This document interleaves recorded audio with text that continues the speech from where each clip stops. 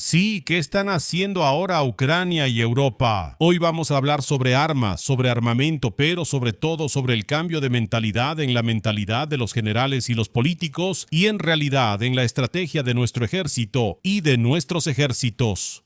Entonces, no de nuestro ejército checo, ese es el problema y la razón por la que voy a hablar de esto hoy, sino más bien en las mentes de los franceses, estonios o británicos.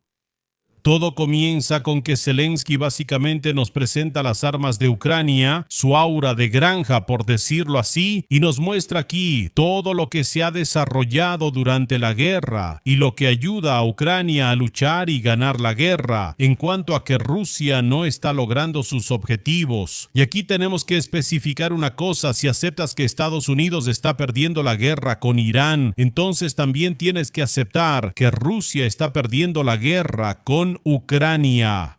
Sin embargo, si afirmas que Rusia está ganando la guerra contra Ucrania, entonces también es lógico afirmar que Estados Unidos está ganando la guerra contra Irán.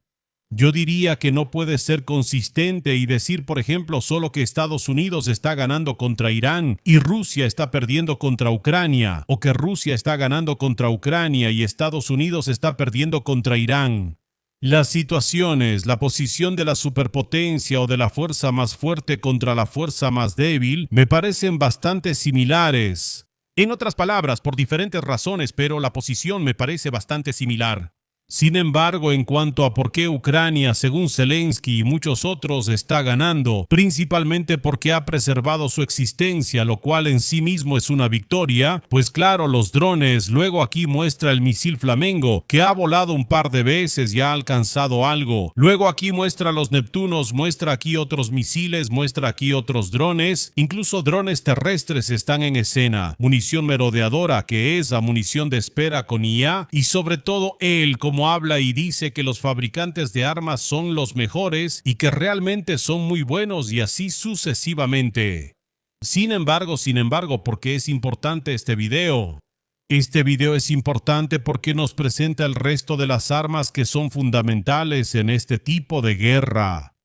Y aquí es necesario darse cuenta de dos cosas. Primero, la guerra realmente ha cambiado. Se utilizarán otros medios y han surgido nuevos medios más sofisticados. Y esos medios son principalmente municiones merodeadoras, drones FPV, pero también drones que sirven, por ejemplo, como los llamados Shahed. Dicho de otra manera, este es un nuevo elemento en esta guerra. En Ucrania este elemento es extremadamente importante, es un verdadero game changer. ¿Por qué? Porque en la guerra entre Ucrania y Rusia no es posible, por ejemplo, usar la táctica de dominio aéreo, y eso se debe a que ninguna de las partes tiene una fuerza aérea lo suficientemente fuerte como para superar en número y destruir la defensa antiaérea de la otra parte, o por otro lado, ejercer tal presión que básicamente significaría una catástrofe para la fuerza aérea de uno u otro lado. Así que esa es una gran particularidad de esta guerra. Otra particularidad de esta guerra es la geografía ucraniana, que es completamente plana. Es plana, hay pocas colinas, el terreno es muy abierto. Cuando lo ves desde arriba, casi no hay lugares donde puedas esconderte detrás de una colina, una montaña o una irregularidad del terreno, y así sucesivamente. Son simplemente particularidades de la guerra en Ucrania que le dan a los drones un enorme poder y una gran influencia. En ninguna otra guerra probablemente que se librara en el continente europeo entre Rusia y Polonia, entre la Unión Europea y Rusia, entre Turquía y Grecia, por ejemplo, realmente da igual. Los drones no serían tan fundamentales, pero eso no significa que no se pueda contar con ellos o que no puedas contar con ellos. Tienes que contar con ellos, tienes que incluirlos en la defensa y por eso vamos a ver qué está pasando aquí. Sí, una noticia importante: debido a que los ucranianos tienen todas estas armas, también nos llega información desde Rusia de que básicamente lo están consiguiendo, están causando más y más muertes de civiles. Este es uno de esos aspectos de esta guerra en los que uno piensa que ambos lados son iguales, ¿verdad? No, en realidad no lo son, porque mientras que los ucranianos han causado la muerte de civiles rusos en el orden de cientos, los rusos han causado la muerte de civiles ucranianos en el orden de miles. Así que realmente no, ambos lados no han causado el mismo problema. Solo quería decir que en los últimos meses las bajas civiles rusas están aumentando porque también está aumentando la capacidad de los ucranianos para atacar a Rusia. El mes pasado, en marzo, los ucranianos enviaron más drones a Rusia de los que los rusos enviaron a Ucrania, lo cual también es un aspecto interesante. Y además, a medida que obviamente aumenta la cantidad de ataques, también aumentan las bajas civiles. Pero al mismo tiempo, yo diría que los ucranianos ya no tienen tantos escrúpulos para atacar objetivos donde hay una gran probabilidad de que haya civiles presentes. Sí, de vez en cuando explota en alguna planta eléctrica, de vez en cuando explota en alguna estación de carga, de vez en cuando incluso explota en un edificio residencial si lo derriban mal, y los ucranianos, por supuesto, podrían volar por lugares donde no pongan en peligro a civiles, pero yo diría que ya les da igual, sí, así que en ese sentido, ya no les molesta tanto como antes. También considerando que la mentalidad de Europa y de Estados Unidos ya ha cambiado respecto a lo que estamos o no estamos dispuestos a tolerar, y simplemente ya hemos entendido un poco que la guerra no se puede librar de forma limpia, especialmente contra los rusos, especialmente cuando eres más pobre y en general tienes un ejército más pequeño. Y estas cosas a veces tienes que recurrir a tácticas más sucias si quieres sobrevivir. Sin embargo, sí, estas cosas les están saliendo bien a los ucranianos y pueden hacerlas principalmente gracias a esas armas que nos muestra aquí Zelensky. Pero ahora hablemos de cuáles son los impactos de esto. Los impactos son tales que, por ejemplo, el Reino Unido está reconsiderando sus brigadas blindadas o su fuerza blindada. Van a pasar del Challenger 2 al Challenger 3 y esa transición será así. Originalmente querían modernizar 200 tanques. En este momento han reconsiderado la situación y solo se modernizarán 148 tanques. ¿Por qué entonces tienen que cambiar esas formaciones y tienen que cambiar la doctrina de combate de tanques?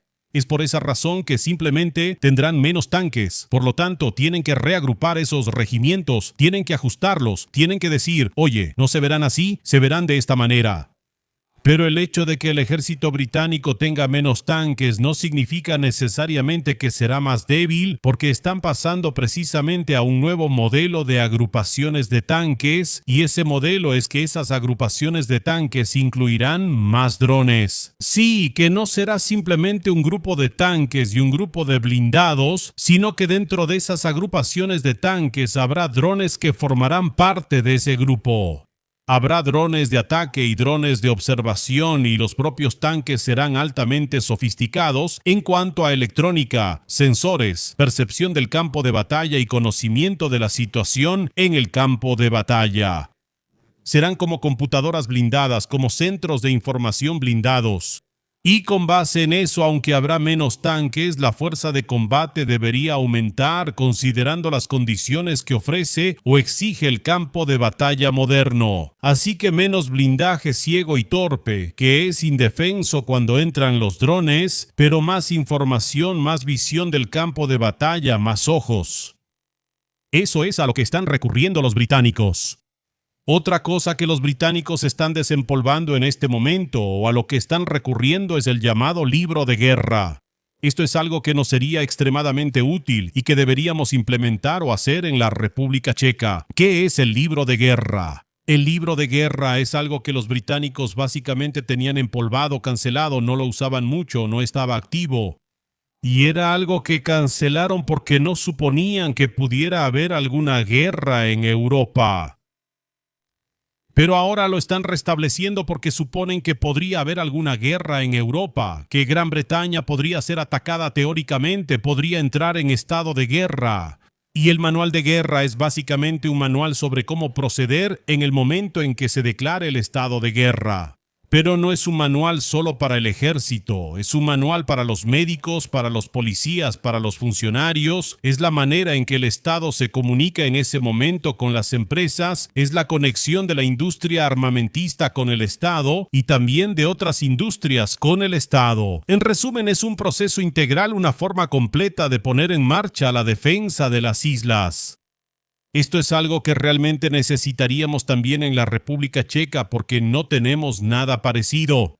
No tenemos ningún manual de guerra así, ningún manual que empiece a decirles a los demás sectores del Estado y al sector privado cómo deben comportarse, qué deben hacer, cuándo es su momento, en caso de que el país sea atacado. No tenemos nada así, deberíamos desarrollarlo, deberíamos ampliar la cooperación entre el Estado y el sector privado, aumentar la conciencia de la gente, de las empresas, pero también de los funcionarios, policías, bomberos, qué sé yo, personal médico, sobre lo que deben hacer, cómo deben comportarse, cuándo es su momento en caso de que el Estado sea atacado, en caso de que se declare la guerra.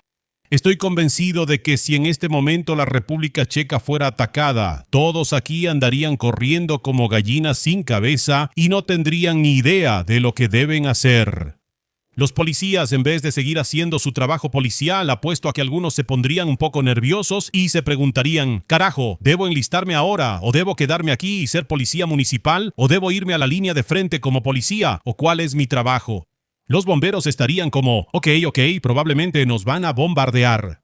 ¿Debemos salir a un bombardeo como si fuera una intervención normal o es bajo otro protocolo? ¿Debemos reportarnos con el ejército o quedarnos como una unidad de defensa contra incendios? En nuestra ciudad, los médicos igual. Simplemente muchísima confusión. Nadie sabría cómo actuar, todo se improvisaría sobre la marcha y otra vez seríamos los mejores en la guerra, ¿verdad? Así que tal vez sería bueno idear algún procedimiento sobre cómo actuar en caso de situaciones así también para la República Checa. Tenemos la costumbre de realmente descuidar todo y solo después, durante la crisis, improvisar alguna ley o algo mientras la crisis sigue ocurriendo. Y luego ya estamos relativamente preparados para la siguiente crisis de este tipo. Pero el problema es que esto lo puedes hacer cuando hay una pandemia de COVID que en general mata gente, pero no es la peste. Puedes hacerlo cuando hay una crisis económica porque lo peor que puede pasar es que pierdas algo de dinero. Pero cuando hay una guerra, eso es algo que ya deberías tener preparado. Solo lo menciono. Inspiración para la República Checa, busquémosla en Gran Bretaña. Buscamos inspiración allí cuando se trató del Brexit, en una tontería sí, pero en una buena idea, como el War Book. Los británicos hacen lo que quieren, nosotros queremos paz. Ingenuo, muy ingenuo. Sin embargo, hablamos de cómo los ejércitos se están armando, y no solo los británicos están cambiando sus unidades de tanques y blindados. Los británicos además, por supuesto, también tienen aliados, y esos aliados son los estonios. Estonia, Centro Tecnológico Digital. Y que en este momento está dejando de depender de la fuerza blindada y entiende que un país pequeño con poca población debe tener una dominancia tecnológica total si siquiera quiere pensar en la posibilidad de defenderse. Sí, Estonia tiene muy pocos habitantes, menos de 5 millones. No tienen ni siquiera la capacidad de defensa a la que podrían recurrir, como por ejemplo Eslovaquia o Finlandia. Es un país muy débil. Y por esa razón invierte masivamente en drones y defensa antiaérea, en lo que tiene sentido comprar en este momento y lo que realmente puede aumentar la capacidad de defensa del país. Ellos tenían planeado gastar 500 millones de euros en más CB-90 y en la modernización de los CB-90 existentes. En lugar de eso, se dieron cuenta de que la entrega de esos CB-90 tomaría mucho tiempo, se dieron cuenta de que Rusia, su vecino, se dieron cuenta de que las operaciones híbridas contra la región de Narva no es un juego, y también se dieron cuenta de que las constantes violaciones del espacio aéreo de Estonia por parte de los rusos tampoco es algo que se deba tomar a la ligera. Y por esa razón, drones y defensa antiaérea. Eso instantáneamente aumentará la capacidad de defensa de Estonia. Los drones y la defensa antiaérea se pueden suministrar relativamente rápido, especialmente ese tipo de defensa antiaérea que no es la más sofisticada. Y en este momento se podría decir que Estonia está reemplazando la fuerza humana por fuerza robótica. Ellos son líderes bastante destacados en el sector de drones de combate terrestres. Y diría que con el tiempo podremos aprender bastante de Estonia en cuanto a cómo lidiar con la escasez de fuerza humana. La República Checa no carece de personal, pero sí tiene poco personal disponible para trabajar en defensa. Y por esa razón tal vez podríamos inspirarnos no solo en Gran Bretaña en el libro de guerra, no solo en Gran Bretaña en cómo agrupa sus blindados, batallones, pero también, por ejemplo, en Estonia, en cómo abordan el hecho de que no tienen suficiente gente, robotización. Mira, cuando no tienes suficiente gente en la fábrica de autos, cuando no tienes suficiente gente en Skoda, compras robots y drones. Cuando no tienes suficiente gente en el ejército, robotízalo también. No hay razón hoy en día para no robotizar. Drones, drones, drones. Por supuesto, un soldado es genial, es importante tener soldados, pero un dron con ametralladora en Ucrania a veces mantiene toda una sección durante varios días.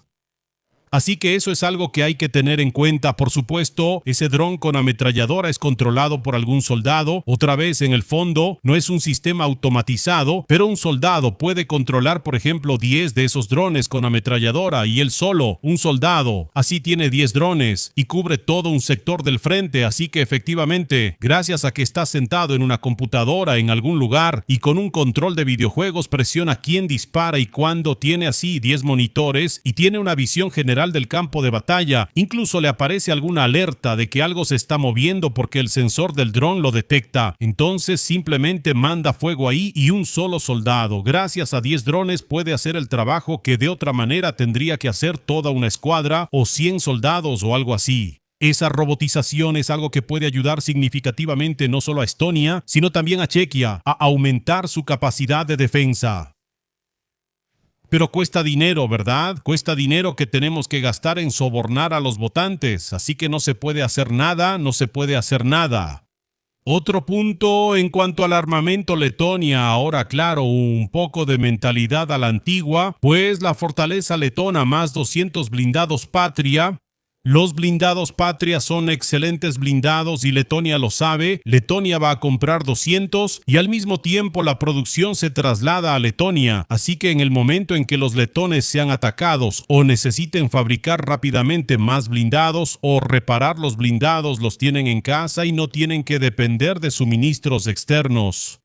Esta localización de la defensa y la atracción de know-how y producción a los países que piden esas armas me parece una idea muy buena y por eso me parece una muy mala idea. Por ejemplo, lo que se está haciendo con nuestra defensa antiaérea, es decir, que compramos misiles de Israel, pero que aquí no estaríamos construyendo una fábrica israelí. Para los misiles antiaéreos eso realmente no está pasando. Así que eso es algo que el nuevo gobierno debería impulsar un poco para que todas las armas que nuestro ejército usa y tiene, al menos en parte, se fabriquen en nuestro territorio. Para que aquí estén las fábricas donde se va a producir eso cuando realmente lo necesitemos. Y además yo dejaría completamente de lado a Israel, porque ellos ahora tienen suficientes problemas propios y absolutamente no tienen la capacidad de suministrarle nada a nadie desde su país de origen. Así que si no construyen aquí una fábrica para producir lo que queremos comprar, yo no se lo compraría en absoluto y buscaría otra opción. Así que eso es todo. Así que Letonia, el blindado Patria. Por cierto, el blindado Patria, cuando aquí se empiece a considerar cómo ampliar nuestra flota de blindados, con qué reemplazar los Pandur o cómo aumentar la cantidad de Pandur, el blindado Patria me parece una de las mejores opciones que existen actualmente en el continente europeo. Así que definitivamente optaría por los blindados Patria.